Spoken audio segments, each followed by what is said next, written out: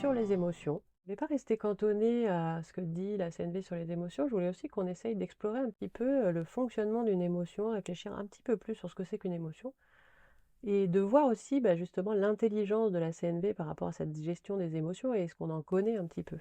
Je voulais commencer par une étude scientifique qui vient des pays du Nord, je ne sais plus trop exactement, je vous mettrai le lien en description, qui est en anglais, enfin l'étude est en anglais, mais l'idée de cette étude, c'est vraiment d'avoir mis des personnes dans des scanners et de leur avoir fait ressentir des émotions.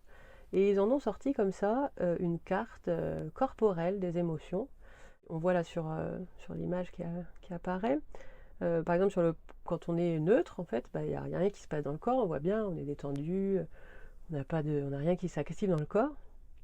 Et par exemple, si on a une grande joie, on va voir que ça commence à bouger, il y a des choses qui se passent dans le corps, on a des sensations.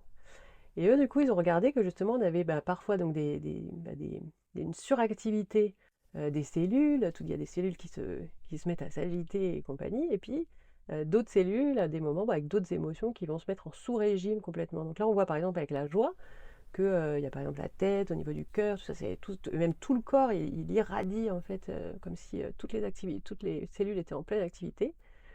Et par exemple, sur la tristesse, c'est le contraire, c'est que ça va mettre le corps en sous-régime, on n'a plus de jus, on n'a plus de...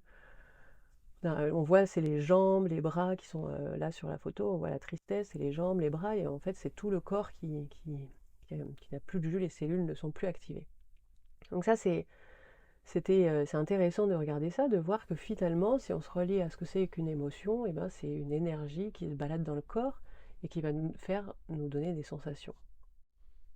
Donc si on se reliait à une émotion telle qu'elle est, c'est-à-dire sans rajouter des histoires, juste en observant ce qui se passe à ce moment-là, on va voir qu'en général, donc il y a un déclencheur extérieur ou intérieur, ça peut être aussi une pensée, hein. Donc voilà, donc il y a un déclencheur comme ça, et il va se passer quelque chose dans le corps. Il va y avoir notre corps qui va s'activer ou qui va être en sous-régime à des endroits, et on va pouvoir le ressentir ça. Et donc quand on va arriver au pic de l'émotion, si on, on prenait l'émotion telle qu'elle est, on aurait juste à observer, à accueillir, tiens, qu'est-ce qui se passe dans mon corps, à quel endroit ça réagit, et on laisserait faire, sans intervenir, ce processus de vécu de l'émotion finalement.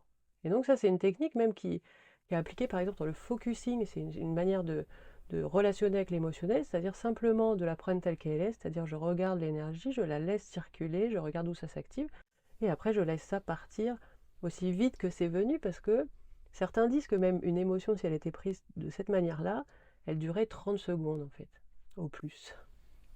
Et nous, c'est pas ce qu'on fait, parce que nous, nos émotions, on va les faire se transformer en sentiments, c'est-à-dire quelque chose qui va durer dans le temps. Et comment on va s'y prendre pour ça? On va essayer d'expliquer le phénomène. C'est donc on a la même chose, c'est-à-dire qu'on a un déclencheur, on voit qu'on a des choses qui se changent corporellement, mais nous, on va vouloir rajouter une histoire là-dessus. Qu'est-ce qui se passe? Pourquoi? Je vais essayer de trouver des solutions et tout ça. Et là, on va rentrer dans ce qu'on appelle la dualité. Ça veut dire que la dualité à ce moment-là, c'est il y a moi et il y a quelque chose d'autre, quelque chose d'extérieur à moi qui est responsable de ce qui se passe en moi. On va chercher, on va rentrer là-dedans. Il y a moi, il y a la situation, il y a moi, il y a une autre personne, mais ça peut être un petit peu plus subtil aussi, ça peut être intérieur. Il y a moi et il y a ma blessure. C'est à cause de ma blessure, qui est intérieure, mais c'est à cause de quelque chose, donc on se scissionne même à l'intérieur de nous dans cette dualité. Il y a moi, il y a ma blessure, il y a moi, il y a mon histoire passée, c'est à cause de cette histoire-là que je ressens ça. Et du coup, on rentre dans ça, voilà, où on va être dans la dichotomie de, à l'intérieur de soi, il y a ça qui est bien, il y a ça qui est mal, et on n'arrête pas d'osciller comme ça, dans cette vague de dualité. Ok. Et donc, l'intelligence de la CNV, c'est quelque part, voilà, on rentre dans cette dualité à chercher des responsables, à chercher des coupables, à chercher qu'est-ce qui est responsable de ce qui se passe en nous, quelque part. Et la CNV, son intelligence, c'est qu'elle va nous proposer de repartir, de revenir dans cet espace plus uni en nous, qui n'est pas deux, et qui va nous permettre justement de de vivre l'émotion telle qu'elle devrait se vivre si on rajoutait pas toutes nos histoires dessus. Et donc, le propos de la CNV, c'est vraiment de se relier à essayer de mettre, pour permettre ça, finalement, ça va être, ok, j'ai cette émotion, déjà j'essaye de la nommer. Donc, je suis obligée de passer par cette observation du corps. Qu'est-ce qui se passe en moi? Je vois que ça bouge. Qu'est-ce que j'ai? Donc, est-ce que c'est de la tristesse? Est-ce que c'est de la colère? Et là, on voit qu'on n'est plus en train de se focaliser sur l'autre, la situation et tout ça. On est en train de se focaliser sur déjà, on est plus déjà dans cet espace-là, dans cet espace moi et moi. Qu'est-ce que je ressens? Comment ça s'appelle? Ok. Donc déjà, il y a quelque chose qui se pose. On est comme à l'écoute. Donc on repart dans cet espace intérieur uni, où on se pose juste la question comment je me sens. Et et justement, on va voir plus tard, avec les besoins, que on va rester dans cet espace uni parce qu'on va se rendre compte que la vraie réalité des choses, c'est que les événements extérieurs, les personnes extérieures, tout ça, ça n'a rien à voir avec nos émotions, parce que ce qui est vraiment la cause de nos émotions, ça va être nos besoins. Donc nos besoins qui sont à nous, qui sont dans notre espace uni, en fait, qui n'est pas dans la relation à quelque chose ou à quelqu'un. Si vous avez déjà fait des stages de CNV, on vous a beaucoup parlé des faux sentiments, sûrement. C'était de faire attention, parce qu'il y a des faux sentiments. Et je vois quand on commence la CNV, on est embêté avec ces histoires de faux sentiments. Et c'est pour ça que je trouvais que de partir du fonctionnement de l'émotion, ça permettait quelque part de comprendre mieux cette histoire de faux sentiments. Dans ces faux sentiments, c'est vraiment l'idée de je, mon espace du je, sans que tu fais quelque chose. Donc ça y est, on repart dans cette idée de dualité. Il y a moi et il y a l'autre. Ok.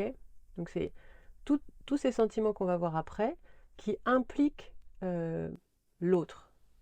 Un sentiment n'implique personne. Et c'est nous avec nous, dans cet espace uni dont je parle en fait. Donc comme exemple, par exemple, pour les faux sentiments, c'est je me sens critiqué. Tout le monde dit bah oui, moi je me sens critiqué. Et on a l'impression que c'est une émotion comme ça. Alors qu'en fait, c'est quelque part derrière ça, c'est je sens que tu me critiques. Tu es en train de me critiquer. Alors que la personne était juste peut-être en train d'exprimer une opinion et nous, on l'a pris comme une critique. Donc déjà, c'est bourré d'interprétations, ce genre de faux sentiments. Ok. Et on est vraiment dans l'espace de je ressens quelque chose parce que tu as fait. Donc ça implique que l'autre fait quelque chose. Donc on repart dans cette moi et je. Ok. Donc ça va être pareil avec je me sens blessé. Si jamais je se sens blessé, c'est parce que quelque chose d'extérieur l'aurait blessé. Ok. Donc là, hop, on s'écarte de l'espace du je. On est dans le je me suis senti blessé parce que quelque chose m'a touché de l'extérieur. Donc là, on n'est plus dans cet espace unifié, on est reparti là-dedans. Et après, par exemple, pareil, je me sens abandonné, c'est-à-dire que si on doit se sentir abandonné, c'est forcément qu'il y a quelqu'un qui est parti. Et donc quand la personne est partie, on s'est senti triste, on s'est senti malheureux, désespéré. On ne s'est pas senti abandonné parce que ça implique le mouvement de quelqu'un encore. On repart dans cette dualité. Donc tous ces faux sentiments qu'on appelle en CNV, c'est vraiment réfléchissez, est-ce que ça implique quelqu'un ou pas? Et c'est comme ça qu'on va réussir à se relier à ça. Parce que je vois que c'est vraiment compliqué. Il y a ces histoires de faux sentiments, on reste vraiment là-dedans. Et il y a même des listes de sentiments en CNV où le je me sens blessé existe.